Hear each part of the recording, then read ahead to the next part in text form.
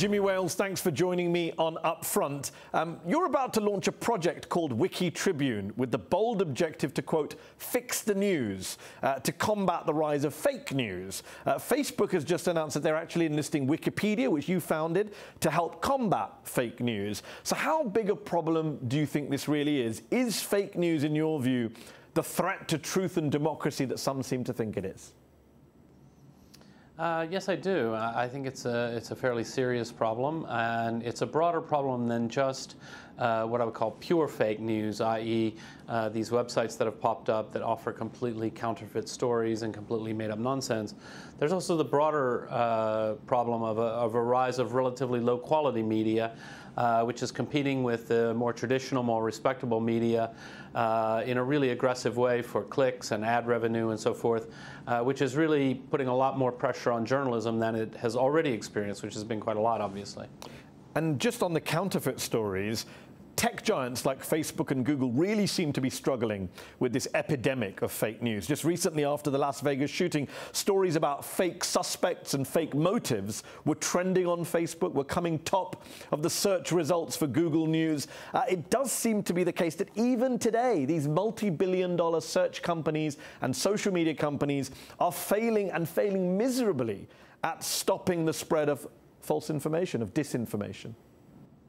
Yeah, that's true. I mean, I'm sympathetic to the problem that, for example, Facebook faces, because if people are sharing things without properly looking at it themselves, and things are circulating very quickly through networks of very naive consumers, people who aren't sophisticated about the news, well, it's a tough problem for Facebook. And I think in a slightly different set of historical circumstances, we would be all very upset if Facebook had announced 2 years ago, we're going to decide what's good quality enough for you to share, and we're going to decide if the news meets Facebook's approval before you share it. We would say, no, Facebook is trying to dominate the world. Yeah. But I'm pretty optimistic that in another couple of years' time, that piece of this puzzle can be solved and will be solved in the same way.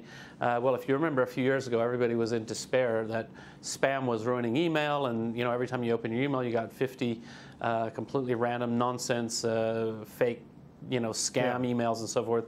That problem has been almost completely eradicated through technology, and it took a while for the companies to get really serious about combating it, but once they did make progress, and I think that this is a very similar situation.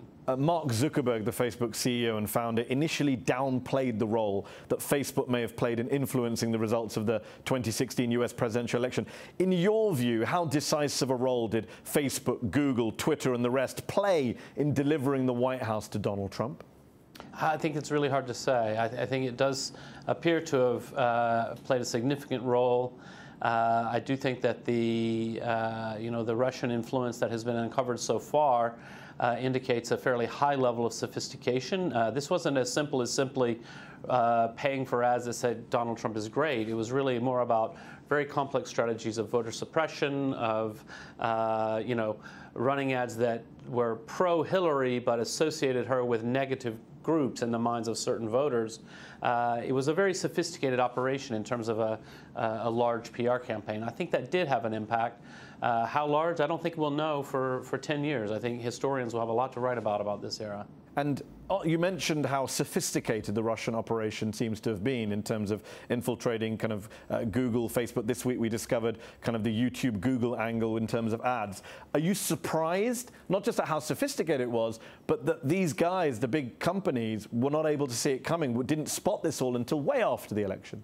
Yeah, I am surprised. I'm surprised that it took them that long to notice it. And it's not like any of these companies is a great fan of Donald Trump. In fact, if I had to guess about all the founders, they probably all went in and voted for Hillary.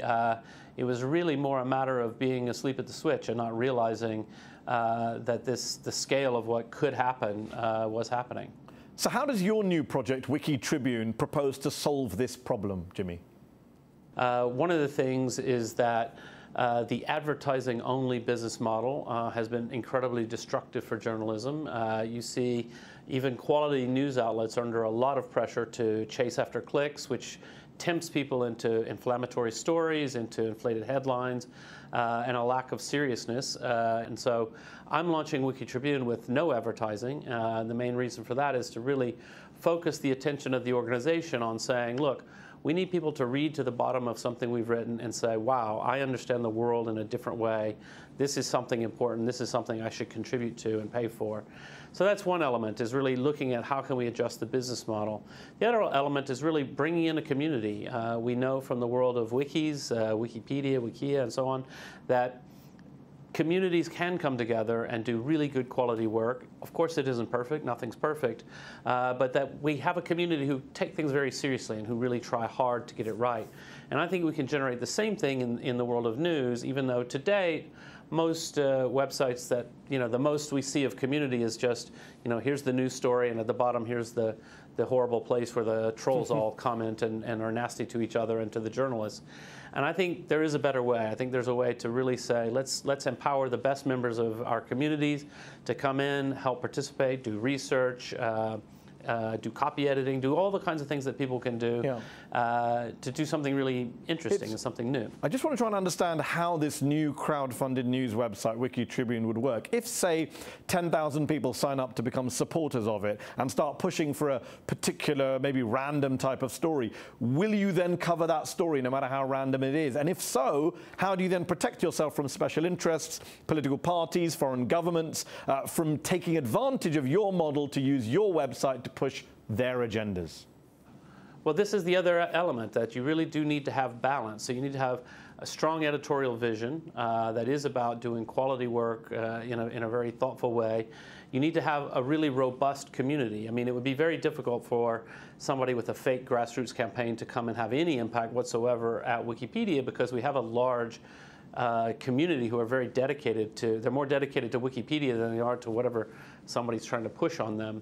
But it's not automatic. I mean, it is about culture, it is about values. I don't think it's something to take lightly, but I also don't think it's an insurmountable issue. Okay, so on that note, you, of course, founded Wikipedia, the hugely popular online encyclopedia that allows anyone theoretically to write and edit entries, which makes it a pretty obvious target, I would say, for spreading disinformation or trying to spread disinformation and hoax stories. Can you say for a fact today, Jimmy Wales, that the Russians didn't infiltrate the Wikipedia editing community too in some shape or form during the last election? Yeah, I can say that. How? I mean, I'm sure somebody tried. I'm sure you can find de minimis things around the edges, but the point is the Wikipedia community is a very robust community.